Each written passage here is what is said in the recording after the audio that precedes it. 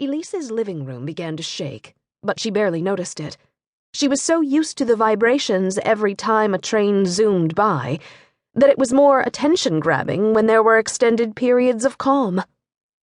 The 50s song Jump, Jive, and Wail played on her iPod, a recent gift from her sire, Mencaries.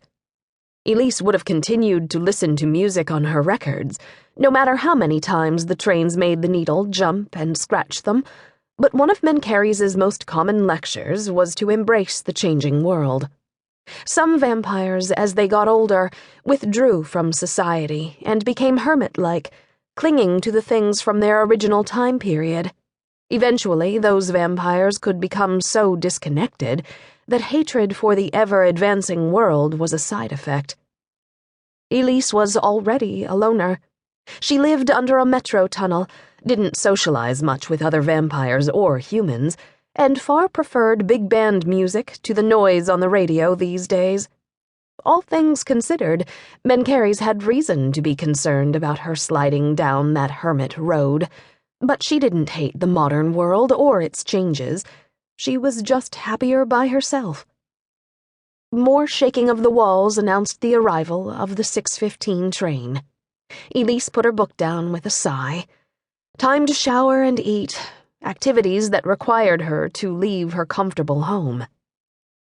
She put on a tank top and pants, adding a jacket over that in spite of the warm temperature outside. Fewer clothes meant more attention, and Elise wanted to talk to as few people as possible. She pulled her hair into a ponytail, put on a baseball cap, and opened the creaking metal door. A blast of smells hit her as she went into the tunnels that connected the defunct section where she lived to the operating metro tunnels above. At least she didn't need to breathe. The residual odors from the indigent who used these places as a temporary residence and bathroom, combined with the stench of rotted food, dead rats, or other animals, were bad enough. The few homeless people who were in the tunnels at that hour didn't look at Elise as she walked by.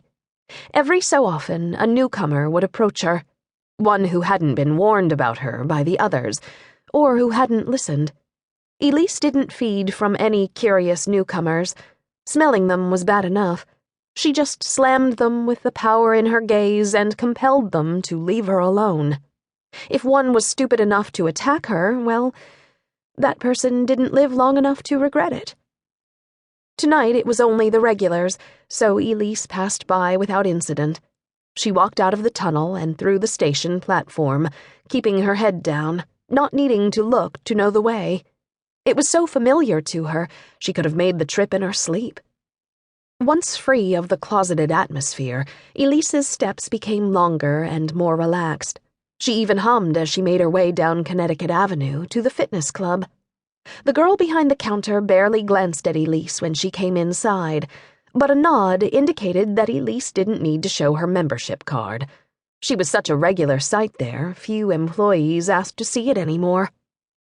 Elise went upstairs to the multitude of exercise machines. Her size would never be any different than it was now, but the club employees asked too many questions if she didn't at least pretend to exercise. After 20 minutes on the treadmill, Elise went to the locker room. She stripped and showered, then brushed her teeth with the toothbrush she kept with a few other items in a locker. After a quick blow-dry of her hair, she was ready to move on to the next item in her routine. Some nights, when Elise was lucky, she fed from whoever was alone in the locker room. It only took a flash of her gaze for the woman to forget Elise had just cornered her and drunk her blood. But most evenings were busy at the gym. It was easier for Elise to walk the city and find someone alone, or accompanied by fewer witnesses to brainwash. Tonight, Elise found her meal along 7th Street, a young man who wandered away from his friends in the sculpture garden. She drank from him, closed the holes with a drop of her own blood, and sent him back to his companions inside of 2 minutes. He'd be sleepier from the pint she drained from him, but otherwise unharmed.